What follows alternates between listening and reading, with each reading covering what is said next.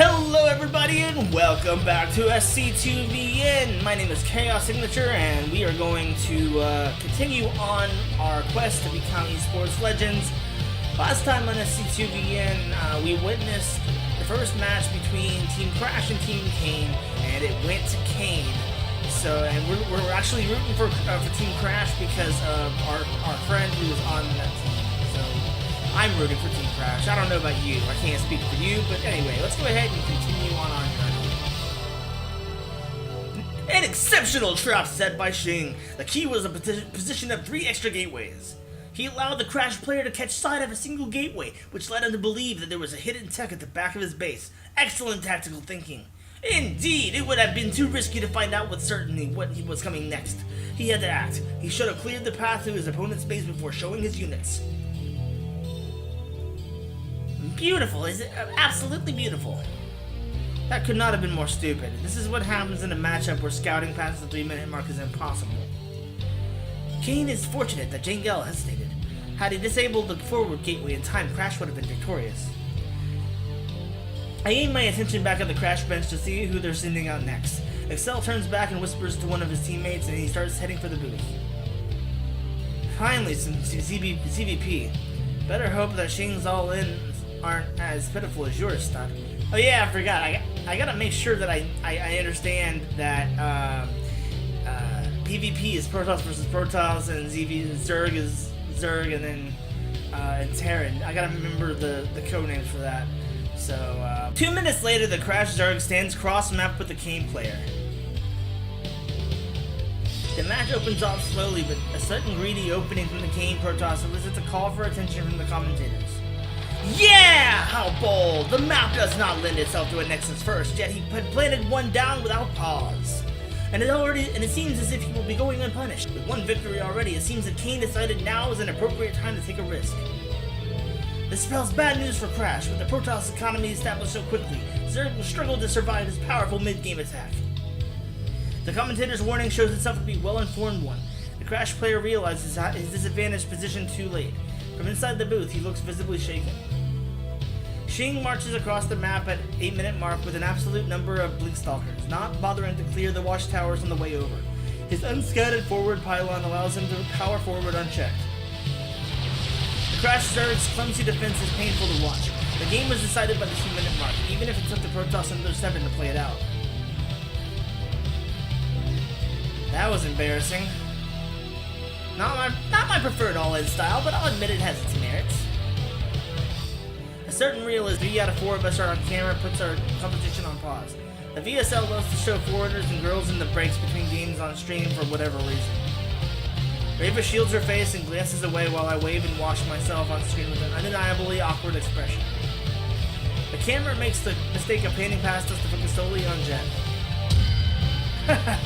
Not a second later, the scene switches back to the casters.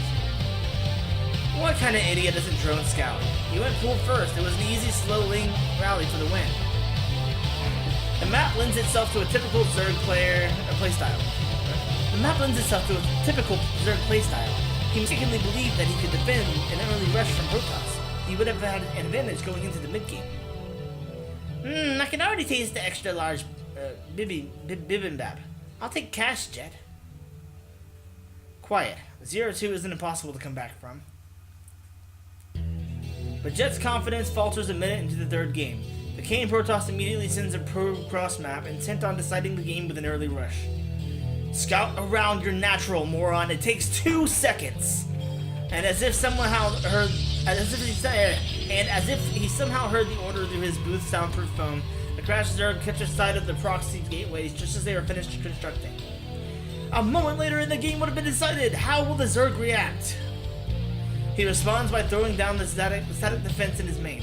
A good option since a pair of stationary spine crawlers are too strong to contest with just a few zealots. The hatchery finishes despite the Protoss efforts to force a cancel.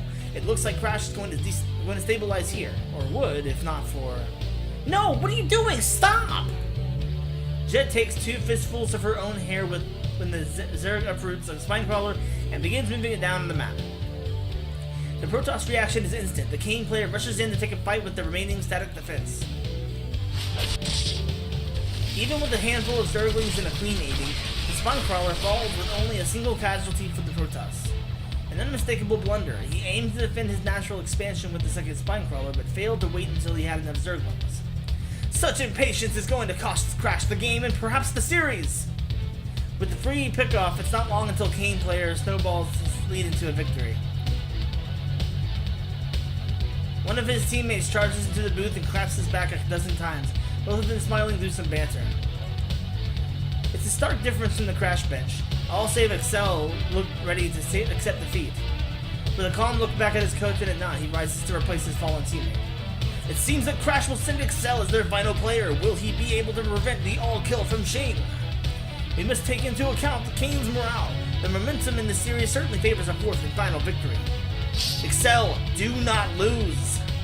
A few of the people seated in front of Jet wince at the volume of her jeer, turn around, stare, and then realize what they were about to shush a VSL champion. By the time she's finished signing a phone case from one of them, ACCEL is in the booth and ready to go. Think he can bring it back, Reva? No single player on Kane can match ACCEL. I find myself in agreement with that, but Reva's specific wording and a lack of confusion leaves me wondering. What could be the final match of the day begins now! ACCEL against Shing. Who will remain victorious? ACCEL looks at home in the booth. He shows the four of us a smile and then thumbs up before the game loads in. Despite the dire position his team is in, ACCEL wastes no time fighting back for control of the series. He deflects the Kane player's pressure with a well-positioned Marine force at the top of his ramp, killing off a Zealot and scaring away a Stalker. A vital maneuver! The Protoss now lacks the information on whether or not ACCEL is expanding. How will he cover his options? ACCEL's Cloaked Banshee is nearly complete. The Kane player hesitates and a second later throws down an expansion. Jet heaves a sigh of relief, confident that the game is decided. Classic Protoss move. Don't think, guess. It's true that if ACCEL had been expanding, the Kane player would have earned a slight edge. Instead, he's forced to watch helplessly as ACCEL's Banshee flies straight into his base and blasts his worker line to pieces. With a highly delayed and evident begrudged GG from Kane, ACCEL prints Crash on the board. Ha! Salty that he didn't get his dog kill. Why did the Protoss leave so early? He could have at least gone for a base trade or something. Are you kidding? Terrans have the base trades figured out for almost a year now. God, I wish my gateways would fly. I guess, but there's no reason to throw in the towel so early. Even if he was going to lose, he could have at least tried to wear ACCEL out for the games to come. ACCEL could easily bring this back. But even with his team's first loss, the Kane coach looks confident. He gestures for one of his youngest players, speaks to him for almost an entire minute, and then sends him to the booth. Ah, the Kane coach has sent an amateur Terran to face ACCEL. He must have confidence in either his young talent or remaining two players. We must assume that he wants to give the young Terran some experience. Certainly there is no other reason to send him against a contender as ACCEL. Raver watches the Kane coach impassively, never allowing her attention to leave him until the 5th game loads in. Yeah! Kane opens with the command center first. It seems that the Kane team has a strong preference to set the pace of the game and force their opponents to react. How will ACCEL respond? ACCEL is going to scout it and throw down his own CC. What else? He'll out-micro this way. Reva answers Jet with a nod, though not in a way that makes her seem particularly pleased. As predicted, ACCEL's thorough scout discovers that Kane command center early enough to stay in an economy-focused game. Ugh. Even with an amateur's slight Terran advantage, ACCEL claws his way back onto the even footing and then claims the lead when he catches his drop en route to his base. The Crash fans roar cheer when ACCEL charges his opponent's tank line in a way reminiscent of old Blue War net battles. Old habits die hard. Even with the game all but decided, the Kane's Terran remains until ACCEL moves forward to destroy his base. Just before offering his GG, the Kane amateur scans to reveal all of the ACCEL structures. As I thought. I wince as Jet belts out a ear-shattering cheer and then turns to Reva. What do you mean? Kane will send their Terran ace. Not such a hard guess, really. But even the previously confident Jet watches Kane's bench now. Sure enough, their team's ace pulls himself to his feet, peels off the team jacket, and tosses it to a squealing fangirl. Did she just sniff it? I'm gonna pretend I didn't see that. The Crash coach paces back and forth with his hands behind his back. His bench looks far more invested in the series than they did 2 games ago. What a treat! The highest level of Terran versus Terran is about to unfold before us! I am excited to see how ACCEL measures up. His CVT has always been his strongest matchup. Jet and Raver watch restlessly as the game loads up. Even Stun has stopped cheering against Crash. Kane will go command center first. If ACCEL does not 2-Rex, he will be at a disadvantage. Are you from the future or something? What's with these super specific predictions? Shut up, watch. ACCEL opens with standard play and repeats the scout of the opponent's CC first at a timing near identical to last game. Feigned bunker aggression provokes brief panic in the Kane ace, forcing him to pull a handful of SCVs to contest with what could be a direct counter to his build. A good move, but it will not be enough. When the fake rush ends, the Kane player throws his head back, heaves a sigh of relief, and smiles. He begins attacking aggressively, a dangerous option without scouting ACCEL. Can you please explain what's going on? Why do you know what's happening before it happens?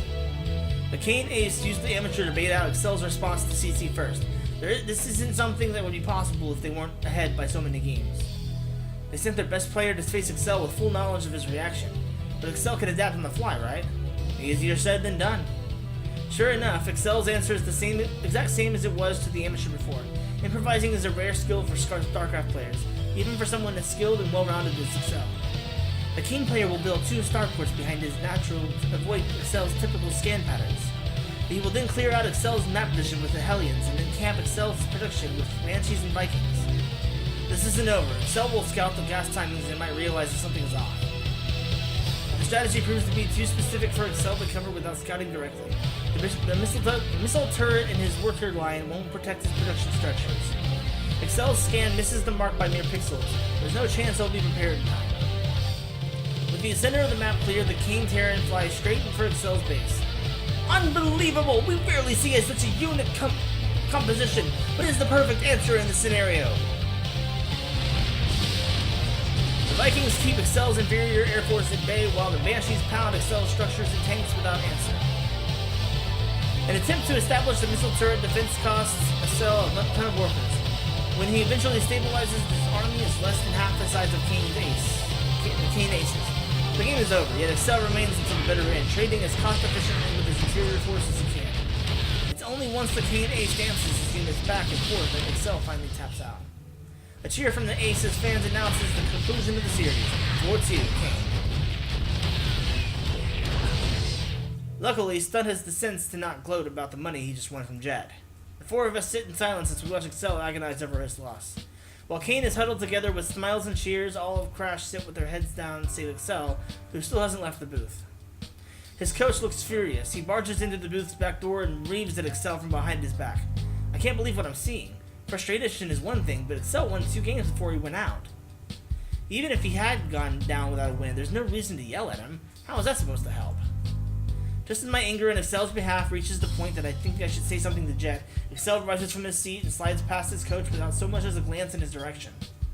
With that, I'm going to let everybody go. My battery is about to run low. So thank you all very much for watching. Please subscribe if you haven't already, like or dislike the video, and leave a comment if you're down below if you want to say something about the style of video or whatever. Either way, until next time, I'll see y'all later.